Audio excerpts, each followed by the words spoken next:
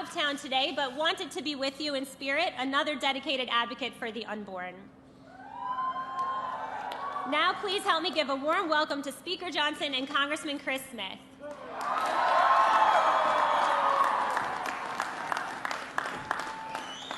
Wow, thanks so much. What a great crowd, and right on the verge of a polar vortex. Your commitment is greatly appreciated. I want to congratulate my friend JD for the big announcement on the baby that's due in July. I told him backstage. My wife Kelly's with me. Kelly, raise your hand. My wife Kelly. We have 4 children as well. We all celebrate life in word and in deed, and we're so glad that you are here to prove that. This is an important weekend. It always is, because we welcome the opportunity to recommit ourselves to this cause of life and to remember why it is we gather in March in the cold weather. It's important for us to stand together. And my friends, it's especially important this year because, as you know, this is the year we celebrate our nation's 250th birthday, the greatest nation in the history of the world. The thing that we celebrate about America, there's so much for which we are blessed and we're thankful for, but the thing that we remember, especially at this time, is the foundational truth of America, the bold statement of faith that set this experiment in self-governance, this independent country, along its way. We celebrate the self-evident truth that all people, every single person is made by God. We are made by our Creator. Yes. The founders understood that we are made in the image of our Creator and that He is the one that gives us our inalienable rights, the rights to life and liberty and the pursuit of happiness. Our rights do not derive from the government. They derive from God Himself, and we need to remind everybody of that. We celebrate that premise here today and every day because we understand that is what makes America unique and special, the idea that we are made in the image of God, and we owe our responsibility to Him as well, and we have to exercise that freedom in a responsible manner. This moment is truly an historic one for the pro-life movement, and you all know that. For the first time since Roe v. Wade was reversed, we have the White House, the Senate, and the House all working together to deliver meaningful and historic pro-life victories. And just consider, as the Vice President was saying just a moment ago, just consider what 1 year of common sense pro-life leadership can actually accomplish. With President Trump and Vice President Vance, the Republican team is making and taking a new approach. For the first time, our greatest metric of success is not just the size of the gross domestic product or highs in the stock market. It is the strength of the American family again. That's what we've brought back. That's what we've brought back. We measure our success on the number of lives we save and the lives we improve and uplift with common sense, life-affirming policies. It's you, my friends, who will help us to usher in America's new golden age, as President Trump says. And as Vice President said here, Republicans are working hard to deliver on the mandate that you gave us in the last election to make it easier than ever before to raise a family in this great country of ours. And because we know that support for American families doesn't end at birth, our policies reflect this. With the Working Families Tax Cuts, for example, we passed the most pro-life and pro-family legislation that has been signed into law in decades, and we did it on July 4th last year. We worked hard, this group of legislators behind me and all of our colleagues, we worked hard to expand the child tax credit, to enhance the adoption tax credit, and we launched the first of its kind Trump investment accounts for every newborn in America. Thanks to this bill, we also delivered the largest middle and working class tax cuts in the history of this country. And yeah, that's right, worthy of applause. We put more money in your pocket, and you can decide what's best for your family instead of government bureaucrats. We also achieved something that is totally unprecedented, and it was mentioned a little bit earlier, and we should say it again. For years now, we know that Medicaid funds have skirted the essential protections under the Hyde Amendment and funneled tax dollars to abortion providers. And we said no more. And in the Working Families Tax Cut, the big, beautiful bill, for the first time ever, we finally defunded big abortion. And it was a long time coming.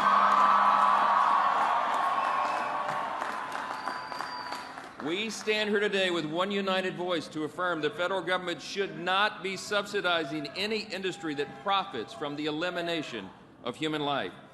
And today I'm so proud to stand along so many principal leaders here in Congress. You heard their names. They helped us achieve these victories.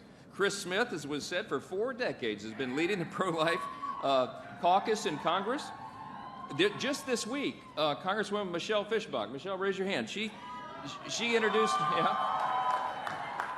introduced her bill, ensuring federal assistance can be used to support pregnancy resource centers across the country. That's a big thing.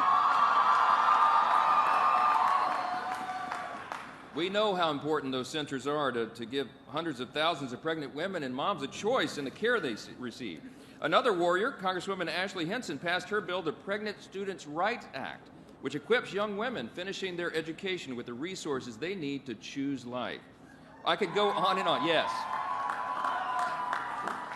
I could be up here all day telling you about all of the things that are being done, but you need to know, in summary, that we are fulfilling our promises. And that promise that is central to what we stand for is to protect the sanctity of human life. We contend these warriors, and I tell you what, in the election cycle coming up this year, we're going to send some more pro-life champions here to Congress. I just want to close with this. It was mentioned earlier that we all have a reason that we march. We all have a reason that we believe so strongly in this principle, and my life story is that one. And in 2 sentences, I was the product of an unplanned teen pregnancy exactly 1 year before Roe in January of 1972. And a lot of people try to convince my very young parents that they should just take care of that problem. But I am eternally grateful that they allowed me the chance at life.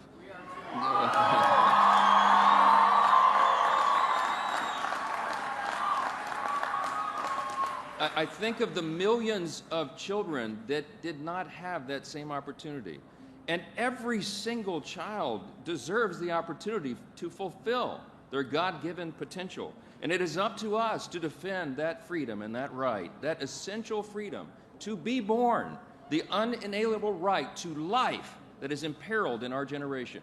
And we're so grateful that you are willing to march and stand and speak for that issue.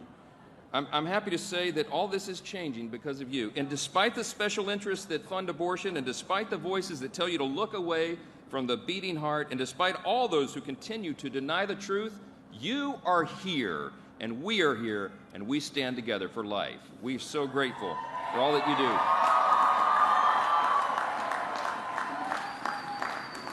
Every single one of you has the power to change hearts and minds and ultimately to save lives, and we can never forget that, and I know that you want. I want to thank you all for coming out, braving the cold and the weather that's on the way. It's worth it. We're going to save lives together. God bless you all.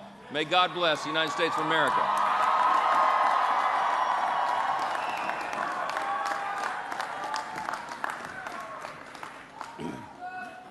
We have an amazing speaker. He's strong, he's lion-hearted, he's got a heart of gold as well. And does he ever lead effectively, especially now that we have such a narrow majority? He's just amazing. Steve Scalise, a great majority leader. We have a leadership that is second to none. I've been here since Ronald Reagan's first election, 1981. And I can tell you, this leadership is the most pro-life, so committed, and behind me are just absolute heroes, men and women who take up the fight every single day. You know, Michelle Fischbach's bill that passed this week to help pregnancy care centers, only one Democrat voted for it. And the debate, if you go back and watch it on C-SPAN, was disgusting as the pregnancy care centers were smeared by the Democrats who were leading the charge against it. Of course, Michelle stood strongly against it and did an amazing job, and we did secure its passage. Let me just say very briefly, my dear wife Marie and I, more than 50 years ago, met in the pro-life movement. And today, like you, we are more committed, hope-filled, determined, and let me add, more impatient than ever to see life celebrated as a gift from God. With indomitable faith, compassion, and tenacity, and all of you I know are doing this, we must today recommit to protecting the weakest and the most vulnerable. As the speaker has indicated and others before, more than 2,700 pregnancy care resource centers throughout the U.S. are helping women choose life. And each and every one of those centers is an oasis of love, empathy, compassion, and they have helped so many women, both during the pregnancy and afterwards, as well as the families. Yet, all over the country, especially in my state of New Jersey, there's an all-out effort to shut them down, which is outrageous. The smears that are being borne by the pregnancy care center community are unconscionable, and we need to push back as never before to protect them. Let me remind everybody that the Knights of Columbus did another Marist poll, and it did find that 84% of Americans, including 75% of Democrats, support pregnancy care centers. Let me just say briefly, and I know you know this, and I hope the media takes more note of it as this day and these days go on, but the purveyors of death and their enablers in politics and academia and elsewhere aggressively foster a culture of death, and they do employ a seemingly endless array of deceitful tactics, often the big lie, to trivialize and mask the cruelty of abortion. The abortion pill, mifepristone, is baby poison that kills the unborn child by starving the baby girl or the baby boy to death. That's how it works. Starvation, a pill to starve another human being. We now know that the abortion pill, and we've long suspected this, is extremely dangerous to women. And I ask the media, investigative reporters, start uncovering or get rid of this cover-up that we've had since the Clinton administration. The Ethics in Public Policy Center released a historic report that found that, called The Abortion Pill Harms Women, and they found that over 10% of all women who take that pill have very serious adverse events because of it, including sepsis and hemorrhaging. FDA says it's 0.5%. Those numbers were cooked up by previous Obama and, of course, the Clinton and then into the Biden administration. That's got to stop. We've got to unmask this herder, this killer of women, as well as the adverse effect it's having. Let me just conclude. And you heard it from our Vice President so eloquently in his remarks. But President Trump's new comprehensive Protecting Life in Foreign Assistance, also known as the Mexico City policy, and as you know, it got its name because Reagan sent a delegation to a UN conference in Mexico City, and at that, Senator James Buckley and others announced this tremendous policy of no longer supporting any organization that promotes or supports abortion. And then, though, it only applied to family planning, about $500 million. Trump, in his first term, put all global health under that. That was about $9 billion.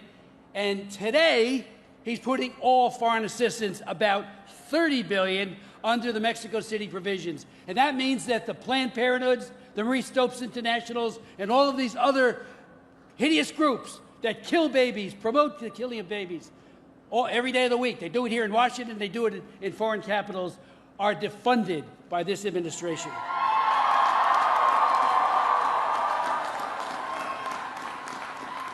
Each and every day, my friends, and I conclude, thanks to your efforts and your prayers, many unborn children and their mothers have been, are being, and will be protected. We know that the injustice of abortion need not be forever. God bless you, everyone.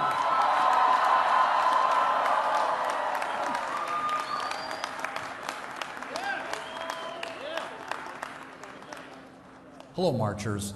I'm very sorry I couldn't be with you all today, but I wanted to send my greetings. My greetings and my gratitude to all of you for making your way to D.C. from every corner of the country to stand up for the right to life.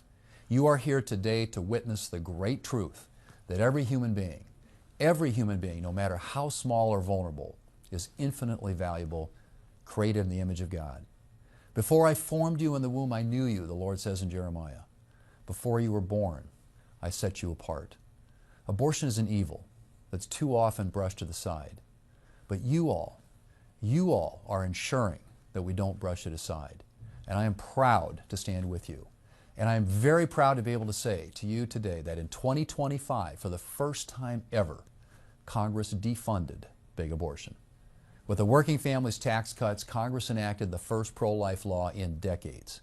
And thanks to that landmark legislation, this year some of the nation's largest abortion providers, including Planned Parenthood, are prohibited from receiving Medicaid funding. The organizations that have turned the killing of babies into a business are cut off. Next week, we'll be considering legislation to ensure that pregnant college students have access to the support that they need to carry their baby to term and to care for their child. And I pledge to you that as Majority Leader of the United States Senate, I and my pro-life colleagues will continue to do everything we can in Congress to support moms and protect preborn children. We may not always be successful, but we will never stop trying. Thank you all for being at the march today, and God bless you all as you stand up for the great gift of human life.